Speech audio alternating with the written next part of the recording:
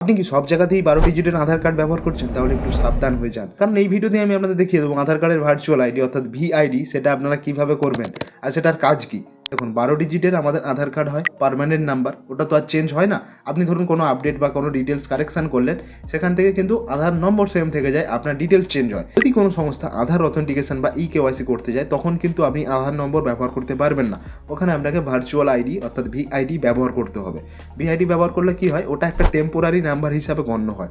আপনি নতুন যতবারই করবেন আর কি ওখান থেকে নতুন ভিআইডি নাম্বার জেনারেট করতে পারবেন, সেটা ওখানে দিলে আপনার সমস্ত রকম আধার কার্ডের ডিটেলস ওদের কাছে চলে যাবে। আর আপনি যদি আধার কার্ড ওখানে দিতেন, বাই চান্স অনেক সময় হয় কি আধার কার্ডের ডাটা আর কি লিক হয়ে যায়। আপনারা নিশ্চয়ই জেনে থাকেন যে আমাদের আধার নম্বর ঠিক এইরকম একটা হয় যেখানে 12 ডিজিটের একটা নাম্বার শো করে। কিন্তু আপনারা যদি ভার্চুয়াল আইডি দেখতে চান, ভার্চুয়াল আইডি যদি আপনারা চেক করুন, দেখুন ভার্চুয়াল আইডি ঠিক এইরকম একটা হবে যার নিচে ভিআইডি বলে লেখা থাকবে, আপনার আধার ডিটেল সম্পূর্ণ লোকানো থাকবে। সেখান থেকে কী হবে, আপনার আধার তথ্য কারোর কাছে যাবে না।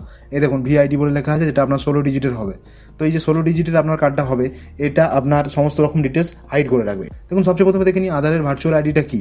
ভার্চুয়াল আইডি হলো একটা ইউআইডিআই দেওয়া একটি 16 ডিজিটের অস্থায়ী নাম্বার, যেটা ভার্চুয়াল আইডি, যা আপনার 12 ডিজিটের আধার নম্বরটা গোপন রাখে। এটি ব্যবহার করলে আপনার আসলে আধার নম্বর অন্যর কাছে প্রকাশ করতে না গিয়ে ফলে আপনার আধার কার্ডটা একটু সেফ থাকে। এটা আমি মোবাইল অ্যাপস থেকেও করতে পারবেন বা ডেস্কটপ থেকেও করতে পারবেন।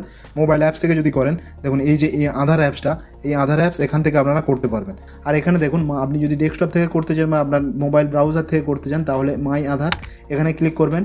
ক্লিক করা মাত্র এখানে দেখুন ভার্চুয়াল আইডি জেনারেটর, এখানে আপনি জাস্ট ক্লিক করবেন। দেখুন এখান থেকে ভার্চুয়াল আইডি জেনারেট করার জন্য এখানে চাইছেন আধার নম্বর আর আপনার ক্যাপচা, এই দুটো ডিটেলস দিয়ে আমি আপনাদের দেখাচ্ছি। এই সমস্ত রকম ডিটেলস দেওয়ার পর সেন্ড ওটিপিতে ক্লিক করবেন। সেন্ড ওটিপিতে ক্লিক করলে আপনার যে রেজিস্টার মোবাইল নম্বর, সেই মোবাইল নম্বরে ওটিপি যাবে। সেই ওটিপিটা দিয়ে এখানে আমাদের ভেরিফাই করতে হবে। দেখুন ওটিপি দেওয়ার পর ভেরিফাই অ্যান্ড প্রসিডে ক্লিক করতে হবে। দেখুন ওটা করা মাত্রই আমাকে এখান থেকে একটা পপ আপ শো করে দিয়েছে যে আমার ভিআইডি জেনারেট হয়ে গেছে আর আমার রেজিস্টার মোবাইল নম্বরে মেসেজের মাধ্যমে পাঠিয়েও দেওয়া হবে। তো আমি মেসেজের মধ্যেও পেয়ে গেছি আর এখান থেকে জেনারেটও হয়ে গেছে।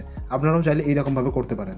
দেখুন লাস্টে বলে দিই ভার্চুয়াল আইডি কোথায় ব্যবহার করা যায়। আধার কার্ডের কেওয়াইসির সময়, পরিচয়করণ বা আইডেন্টিফিকেশন ভেরিফিকেশনের জন্য, আপনার ইউআইডি এর অথেন্টিকেশনের জন্য, কিছু ব্যাংকের কেওয়াইসি আর কিছু আর্থিক প্রতিষ্ঠান, কিছু সরকারি ডিজিটাল পরিষেবাতে করা যায়। এর সুবিধা কী থাকে, তাহলে আধার কার্ডের নাম্বার গোপন থাকে, আপনার আধার কার্ডের নিরাপত্তা বাড়ে, আইডেন্টিফিকেশন থ্রেট অনেকটা ঝুঁকি থাকে, প্রয়োজন হলে নতুন ভিআইডি তৈরি করা যায়। আর আপনি যদি চাইছেন যে অনলাইনে আমি আবেদন না করে আমি মোবাইল এসএমএস থেকে চেক করবো, তাও চেক করা যায়। তার জন্য আপনাদের দেখুন এই যে 1947 এই নাম্বারে এসএমএস পাঠাতে হবে। কী পাঠাবেন, যদি নতুন জেনারেট করা হয় তাহলে জিভিআইডি বলে তারপরে আপনার আধার নম্বরের লাস্ট 4টে ডিজিট বসিয়ে আপনি 1947 নাম্বারে পাঠিয়ে দেবেন। যদি আপনি ভিআইডি ভুলে গেছেন তাহলে কী করবেন, তার জন্য 1947 আপনাকে এসএমএস পাঠাতে হবে।